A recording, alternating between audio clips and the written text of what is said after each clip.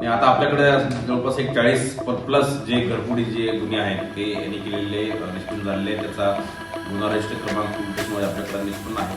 अजूनही ते 6-7 गुन्ह्यामध्ये तो वॉन्टेड आहे. त्याची पोलीस सुद्धा त्यांनी आपल्याकडे प्रोटेक्शन वॉरंट वगैरे कोर्टाकडे जमा केलेला आहे. आपल्याकडे अलंकार कोर्टाच्या हद्दीमध्ये 9 सहकारी सोसायटी आहे. त्या सोसायटीमध्ये द टेरिटरी नावाचं एक कमर्शियल एक जी टूर एजन्सी आहे, ॲडव्हेंचर टूर एजन्सी, त्या टूर एजन्सीचे मालक आहे, त्यांचं ऑफिस जे आहे करण मेहता यांच्या ऑफिसमध्ये एक घरफोडी किंवा चोरीचा प्रकार झाला होता 14 मार्चला.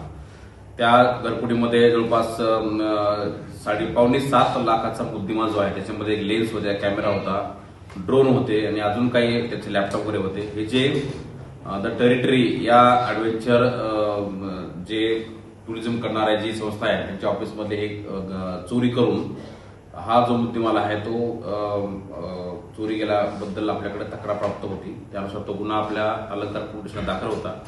गुन्ह्याचा तपास करत असताना आपल्याला काही टेक्निकल अनालिसिसवरून आणि काही सीसीटीव्हीवरून काही एक सस्पेक्ट मिळाला होता. त्याचा व्हेकल आपण ट्रेस केला असता ते व्हेकल्स नंतर आपण आपली टीम जी आहे ते तेलंगणा, हैदराबाद आणि वाराणसी यूपीपर्यंत, अमेठीपर्यंत त्या जो बाईक्सवर आहे किंवा जो आरोपी आहे त्याचा ट्रेसवर आपण गेली होती. त्या ठिकाणी आपण वाराणसी पोलिसांची सुद्धा मदत घेतली. त्या ठिकाणी जो सस्पेक्टेड आरोपी आहे याचं नाव आहे नूर मोहम्मद उर्फ नेवा विनोद कुमार. हा जो आहे त्याला त्या ठिकाणी वाराणसी पोलिसांच्या मदतीने पोलिसांनी आपण ताब्यात घेतलं. त्या ठिकाणी त्याच्याकडे मोठ्या प्रमाणामध्ये पासपोर्ट्स, बांगलादेशी पासपोर्ट, नेपाळचा currency, US dollars, French dollar currency, euro, Indian dollar currency, तसेच टाका जी बांगलादेशची करन्सी आहे, अशा वेगवेगळ्या प्रकारची करन्सी त्या ठिकाणी सापडली. पासपोर्ट सापडले, वेगवेगळे त्याचे ड्रायव्हिंग लायसन्स सापडले आणि त्याचे आयडेंटिटी प्रूफ वेगवेगळ्या पद्धतीने तयार केल्या ते सापडल्या.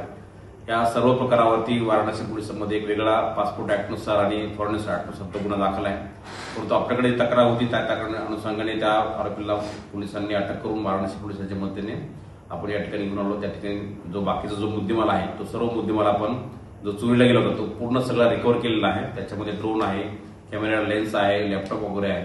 परंतु हा एक आंतरराष्ट्रीय किंवा आंतरराज्यीय असा गुन्हेगार आहे. त्याच्यावरती तेलंगणा पोलीसमध्ये सुद्धा त्याच्यावरती जवळपास 30 घरफोडीचे गुन्हे दाखल आहेत आणि अजून तो 6-7 गुन्ह्यामध्ये सुद्धा तो वॉन्टेड आहे. आणि असा वेगवेगळ्या पद्धतीचा हा याची मोडच आहे की मोटरसायकल घेणे आणि ते हे करून चोरी करणे हा प्रकार केलेला आहे. त्याची मिसेस जो आहे ते बांगलादेशची आहे आणि त्या ठिकाणी तो लग्न करून त्या ठिकाणी गेल्यानंतर त्यांनी तिकडचं नागरिकत्व घेतलेले आहे आणि तो नेपाळ मार्गे इंडियामध्ये आला होता. पुण्यात तो काम करायचा का फक्त चोरीसाठी? नाही, याचं मोडच फक्त चोरी करणे आणि पुढच्या सिटीमध्ये जाणे हा एवढंच त्याचा एक होता. पुण्यामध्ये तो स्थायिक नव्हता किंवा तो पुण्यात कुठेही कामाला नव्हता.